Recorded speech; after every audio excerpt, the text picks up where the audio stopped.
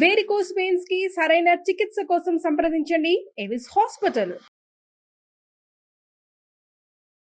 లీలాననాంబుజమధీరముదీక్షమాణం నర్మాణి వేణువివరేషు నివేశయంతం డోలాయమాననయనం నయనాభిరామం దేవం కదానుదయితం వ్యతిలోకయిష్యే. భాగవత కథాసుధ తరువాయి భాగం 8వ రోజు కథలోకి వచ్చాం. అయితే శ్రీకృష్ణ లీలలు వింటున్నామండి. కృష్ణుడి కన్ను ఎప్పుడు మన మీద పడుతుందో, ఎప్పుడు మనం ఆ దేవుణ్ణి చూస్తామా అని ప్రతి ప్రాణి, ప్రతి వ్యక్తి, ప్రతి జీవి ఆరాట పడుతుంది. భగవంతుణ్ణి కంటితోటి చూడడం, అతన్ని మనసుతోటి తెలుసుకోవడం. కంటితో చూడడం సాధ్యపడకపోవచ్చు, కానీ మనసుతో మనం తెలుసుకోగలుగుతాం. ఆ దిశగా ప్రయత్నం చేయాలి జీవించి ఉన్న ప్రతి ప్రాణి కూడా. అయితే ఈ బలరామకృష్ణులకి 6వ సంవత్సరం వచ్చిందని చెప్పుకున్నాం కదా. 5 ఏళ్లప్పుడు అఘాసురుణ్ణి వధించాడు. ఓ ఏడాది గడిచింది. 6 ఏళ్ళు వచ్చేసరికి ఇంకొద్దిగా సాగారు. ఈయన ఏమనుకున్నా అంటే, నందుడు పిల్లలు కొంచెం పెద్దవాళ్ళు అయ్యారు, ఈ చిన్న చిన్న దూడల పని కాకుండా గోవుల్ని తోలే పని నేర్పించాలనుకున్నారు. ఇప్పుడు గోవుల్ని తోలే పని అంటే డైరెక్ట్గా ఇంత చిట్టి పిల్లలకి గోవుల్ని అప్పచెప్పరు. పెద్ద పిల్లలు పెద్దవాళ్లతోటి ఆవులు తోలే దగ్గరికి పంపిస్తారనమాట. ఇప్పుడు 5 ఏళ్ల పిల్లాడు ఉన్నంత ఎత్తే ఇంచుమించు ఆవు దోడు ఉంటుంది. 6 ఏళ్ళు అంటే ఒక రవ సాగుతారు కదా. కొంచెం గోవులు నడుస్తుంటే పక్కకి తప్పుకోవటం అవి కొంత మెలకువలు వస్తాయి. పైగా ఏడాది ఏడార్థం నుంచి ఈ పని చేస్తున్నారు, దూడలను తోలుతున్నారు కదా, కొంచెం తెలుస్తుందని ఏమనుకున్నారు, ఆవుల్ని మేపే పని కూడా అప్పచెప్పాలనుకున్నారు.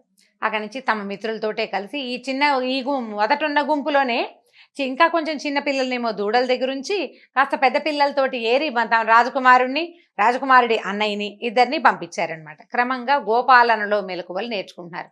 గోపాలనలో మెలకువలు ఏముందండి, ఆవును తోలుకెళ్ళటం, వాడి దారిన అవి నడుస్తుంటే వెనకాల నడవటం, అంతే కదా అని సాధారణంగా అనిపిస్తుందండి. అడవుల్లో తోలేటప్పుడు మెలకువలు కావాలి. తడిగా ఉన్న వైపు గొడ్లను వెళ్ళనివ్వకూడదు. దాన్ని పిలిచే మార్గం తెలియాలి. ఏదో ఏ ఓ అంటే రాదు, దానికి ప్రత్యేకమైన పిలుపులు ఉంటాయి. ఆ పిలుపు ప్రకారమే పిలవాలి. చక్కగా పిలవటం, వాటిని తమ వైపుకి ఎక్కడున్నామో అక్కడే వాటిని ఉంచుకోవటం. ఏవైనా క్రూర జంతువులు అవి ఉన్న పెలకువ తెలుసుకుని ఆ వైపుకి గోవుని వెళ్ళనివ్వకుండా ఉండడం. సమయపాలన చేయటం, సమయానికి చూసుకుని గొడ్డుకి ఆకలిస్తుందా, దాహం వేస్తుందా, పూలంతసేపు గడ్డి వేసిన తర్వాత దాహం వేస్తుంది, ఆ దాహం వేసిన చిన్నెలు గమనించడం, అదంతా గోపాలనకి ప్రత్యేకమైన విధులు. అవి నేర్చుకోవాల్సిందే. అందుకని ఈ మెలకువలు నేర్చుకుంటారని పంపించారు. ఈ గోపబాలుడు వీళ్ళు ఏం చేశారంటే, వీళ్ళని గోవర్ధన పర్వతం ఎక్కించటల, వీళ్ళకు కూడా అడవిలోనే ఒక పక్కకి దూడలను తోలుకెళ్లే మైదానాలు వేరు, ఆవుల్ని తోలే అడవులు వేరనమాట. సరే ఏమైందట, ఈ గోపబాలుడు ఆ పక్కకి వెళ్ళేవాళ్ళు. కృష్ణుడికి కంఠం కూడా చక్కటి గొంతట. మామూలుగా ఆయన వేణువు వాయిస్తుండేవాడు. ఎంత బాగుందో, ఇంకోసారి వాయించని పిల్లలు వింటూ ఉండేవాళ్ళు. అందరి పిల్లల దగ్గర ఉండేవి వేణువులు. వినోదానికి అప్పటికి ఏమి మనకు మళ్ళీ ఫోన్లు ఉన్నాయి, ఏం లేవు కదా. వినోదం, ఆట, సరదా, తర్వాత సంగీతం, వీటిలలోనే రిలాక్స్ అయ్యే పందా ఉండేది అప్పుడు. పిల్లలందరి దగ్గర ఉండేవి. కృష్ణుడిది ఒక ప్రత్యేకమైన బాణి. అసలు ఆయన వేణు వాయిస్తుంటే ఆవులు అటు ఇటు వెళ్ళేవి కాదట. చెవులు దూరబెట్టి ఈయన వైపే చూస్తూ ఉండేవి. ఆయన ఎక్కడుంటే అక్కడికి వచ్చేసేవి. ఆవు కృష్ణుడున్న దగ్గరే ఉండేవట. ఈ పిల్లలు కూడా మైమరిచిపోయి వినేవాళ్ళు. తర్వాత ఒక్కొక్క ఆవుకి ఒక్కొక్క పేరు పెట్టేవాడట ఆయన. మంజులవాణి, మృదుభాషిణి, ఇట్లా చొప్పున ఒక్కొక్క ఆవుని పేరు పెట్టి పిలుస్తుంటే అసలు ఆ పిలిచే పిలుపుకి, ఆ పిలుపు తమ కోసమే ఉంటే బాగుండేది అనిపించేదట. అంత అత్యద్భుతమైన స్వరం, అంత మెస్మరైజింగ్ వాయిస్ అన్నమాట. ఏ ఆవుని పిలుస్తున్నాడో ఆ ఆవు రావటం కాదు, ఇంకొక ఆవు నన్ను పిలవటం లేదేమిటని చూసేదన్నమాట. గోపబాలుడు అందరూ కూడా, గోపాలకులు కూడా, ఏమి కంఠం, ఈ కంఠం వినడానికే పుట్టాం కదా మనం అని అనిపించేది. ఆ కంఠస్వరం కూడా అట్లా మేఘ గంభీరమైన కంఠస్వరం, చాలా బాగుండేదట. 6 ఏళ్ల పిల్లవాడి పసివాడి కంఠం కాదు, పిలిచేసరికల్లా ప్రాణాలతో పరిగెత్తుకొచ్చే, పంచప్రాణాలు ప్రభువుని చేరాలనిపించేంత అత్యద్భుతమైన పిలుపులు, అంత అద్భుతంగా ఉండేదట. అయితే ఈ గోపబాలుడు తరచుగా వెళ్ళే అడవి పక్కన ఒక పెద్ద తాటితోపు ఉంది. ముందు ఈ వాయించుకున్నారు, ఆడుకున్నారు, యమునలో ఈతలు కొట్టారు. చాలా హడావిడిగా సరదాగా అంతా సాగుతూ ఉంది. రోజుల తరబడి గడుస్తున్నాయి. అట్లా ఋతువులు మారుతూ ఉంటాయి. రోజులు మారేసరికల్లా వాతావరణం మారుతూ ఉంటుంది. ఎండగా ఉంది, నీడగా ఉంది, అలా ఉంది, ఇలా ఉంది అని భావిస్తూ ఉంటారు. ఇప్పుడు ఎండ పెరిగింది, రేపటి నుంచి ఎండ పెరుగుతుంది, ఈ కార్తె వచ్చింది, ఇవన్నీ లెక్కలు ఉంటాయి కదా, పల్లెటూరి లెక్కలు. ఇప్పుడు కూడా మనకి పల్లెటూళ్ళల్లో ఆ లెక్కలు ఉన్నాయి. ఇక అప్పటి కాలంలో పూర్తిగా సూర్యుడిని చూసే గమనాన్ని బట్టే కార్తెలు అవి నిర్ణయించుకునేవాళ్ళు. అయితే ఈ గోపబాలూరులో ఒక కుర్రవాడు ఏం చెప్పాడంటే, మీ ఇద్దరు చాలా బలశాలు, ఇప్పుడు చిన్న పిల్లాడే వాళ్ళని వీళ్ళని కొట్టేస్తాడు, ఎవరైనా వచ్చారంటే వాళ్ళు అంతు చూస్తాడు, ఇక వాళ్ళ అన్నయ్య అంటే ఈయన కాళ్ళు పిసికే అన్నయ్య ఇంకా ఎంత గొప్పవాడు. పిల్లలు ఆడుకునేటప్పుడట కృష్ణుడు ఎవరో ఒకళ్ళ ఒళ్ళో తలబెట్టుకుని పడుకునేవాడు. కొంతమంది పిల్లలు కృష్ణుడు ఒళ్ళో పడుకునేవారు. అప్పుడప్పుడు బలరాముడు పడుకుంటే మా అన్నయ్య కదా మరి, అందుకని కృష్ణుడు ఆయన దగ్గర కూర్చున్న పాద సంవాహన కాళ్ళు పిసికేవాడట. బలశాలి అయిన వాడు ఒక అన్నయ్య కాళ్ళు పిసుకుతున్నాడంటే ఆ అన్నయ్య ఎంత గొప్పవాడు, ఆయన ఇంకా బలశాలి. కాబట్టి మీ ఇద్దరు ఇంత గొప్పవాళ్ళు. ఈ పక్కనే ఒక తాళ్లతోపు ఒకటి ఉంది, తాడి చెట్లు ఉన్నాయన్నమాట మొత్తం. ఆ తాడి చెట్లలో ఎంత పెద్ద పెద్ద తాటి పళ్ళోట, ఎవరు మానవ మాత్రుడు ప్రవేశించాడు అందులోకి. ఎందుకంటే అక్కడ ధేనుకాసురుడు అని ఒక రాక్షసుడు ఉన్నట్టు. వాడు ఏమిటంటే గాడిద రూపంలో ఉంటాడు. మొత్తం వాడి అనుచరులందరూ గాడిద రూపాల్లోనే ఉంటారు. ఆ వనంలోకి ఒక్క ప్రాణి ప్రవేశించినా విరుసుగు తినేస్తారు వాళ్ళంతా. ఆ తాడి చెట్ల వాసనకి, ఈ వాసన తాటిపళ్ళు మహావాసన వస్తాయండి, అసలు రమ్మంటాయి. ఎంత ఘుమఘుమలాడుతుందో, అది పండినప్పుడు ఎంత ఘుమఘమో, కాల్చినాక తింటుంటే కూడా అంతా ఘుమఘమగా ఉంటుంది. మామిడి పళ్ళు కూడా అంత పిలవ్వమని, తాటిపండు అంత ఆకర్షిస్తుంది. పైగా సులువుగా కోసుకోవటం కుదరదు కదా, తాడి చెట్టు ఎక్కాలి లేదా తాటి చెట్టుని ఊపుతారు, అప్పుడు బాగా మిగలపండిన పండు రాలి పడుతుంది అనమాట. కింద పడినా పెద్దగా పాడవదు. తెలిసి ఉంటుంది కదా అందరికీ, తాటిపండు అంటే ముంజకాయలు తింటాము, అవి బాగా ముదిరిపోయిన తర్వాత పండిపోతాయి. ఈ ముంజలకి బయట ఉండే గుజ్జు ఇలా తినడానికి బాగుంటుంది అనమాట, చాలా రుచిగా ఉంటుంది. అయితే వీళ్ళేం చెప్పారు, ఈ గోపబాలూరులో పెద్దవాడైన కుర్రాడు, పక్కన ఉన్న తాళ్ల తోపులో పెద్ద పెద్ద తాటిపళ్ళు ఉన్నాయి, ఆ తాటిపళ్ళని ఎవరు కోసుకోవడానికి వీల్లేదు, అక్కడ ఉన్న ధేనుకాసురుడు ఎవరిని లోపలికి రానివ్వడు, మీ ఇద్దరు ఇంతమంది రాక్షసులను చంపారు అంటే, తమ్ముడు చంపాడు, అన్నయ్య పక్కనే ఉన్నాడు, అన్నయ్య సహాయం ఉంది కదా, ధేనుకాసురుడు అప్పుడు అన్నయ్య కూడా సహాయం చేశాడు. కాబట్టి నువ్వేం చేస్తావంటే మా మాట విని చక్కగా మీ ఇద్దరు అందులోకి వెళ్ళి కాసిన తాటిపళ్ళు కోసుకొస్తే అందరం కలిసి తిందామన్నాడు.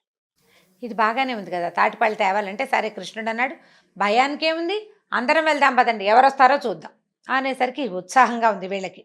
తాటి చెట్లని అంటే ఏదైనా పండు ఎవరైనా తెచ్చి పెడితే ఉండే ఉత్సాహంతో పాటు అదొక ఉత్సాహం అయితే, మనమే స్వయంగా కోసుకుని తింటుంటే ఇంకా గొప్ప ఉత్సాహంగా ఉంటుంది.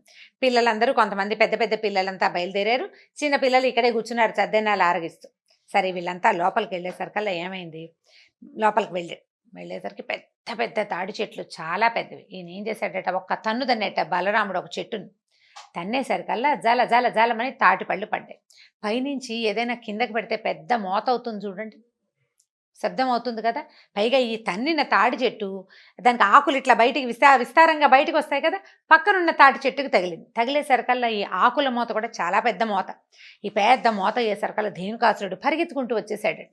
ఎవరో వచ్చారు తాళ్లతోపులో. కానీ రావటం ఇతను ఏం చేస్తాడంటే, గాడిద రూపంలో ఉంటాడు కదా, ముందు కాళ్ళతోటి శక్తి ఏమి ఉండదు, గాడిద వెనక్కి తిరిగి వెనకాళ్ళతోటి తంతుంది.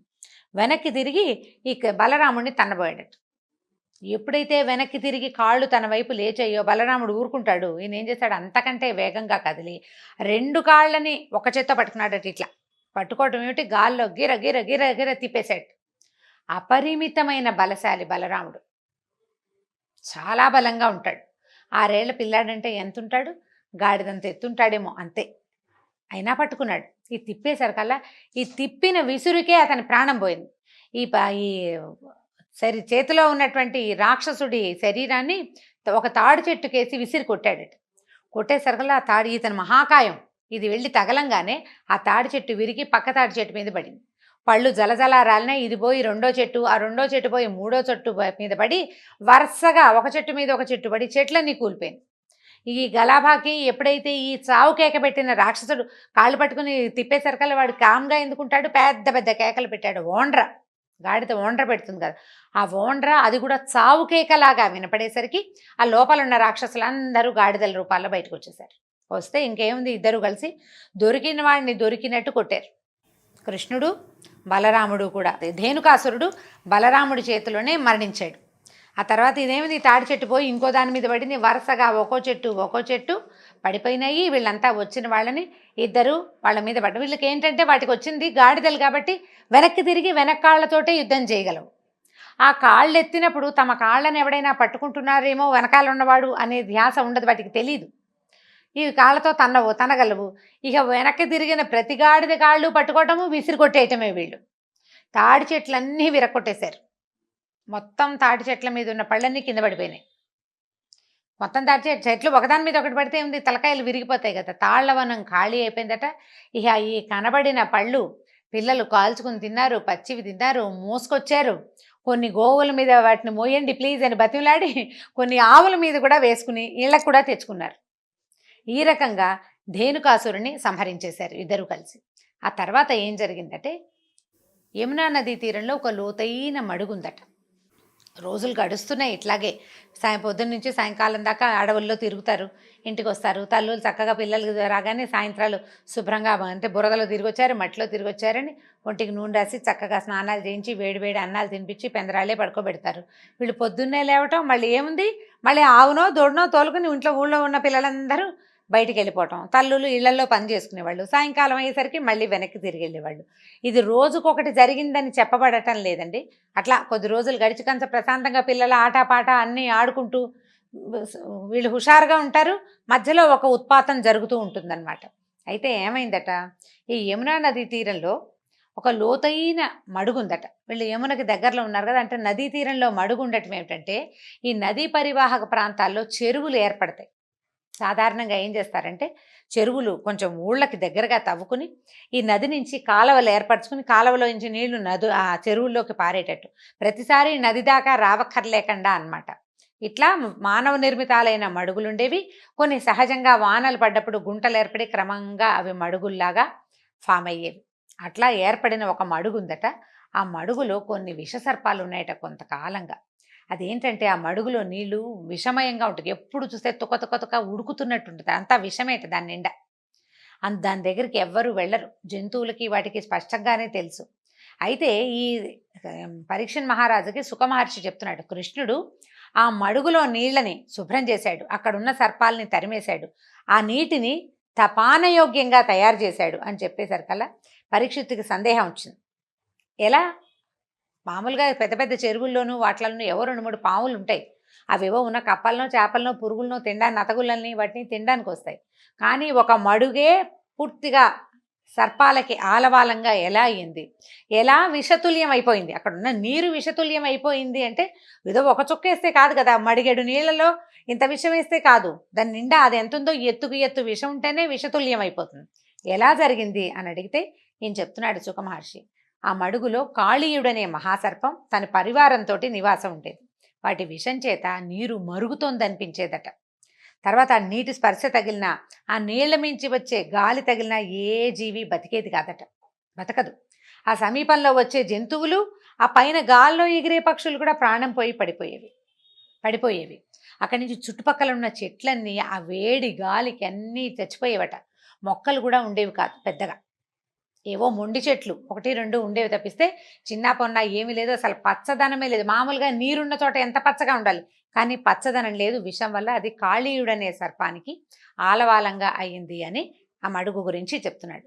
రేపటి కథలో మనం కాళీమర్దనం కథ విందామండి. సాకల్యంగా తొందరగా చెప్పడానికి అది నిదానంగా చెప్పుకుందాం. ఇంతటితోటి ఈరోజు భాగవత కథాసుధ సమాప్తం. నమస్కారం.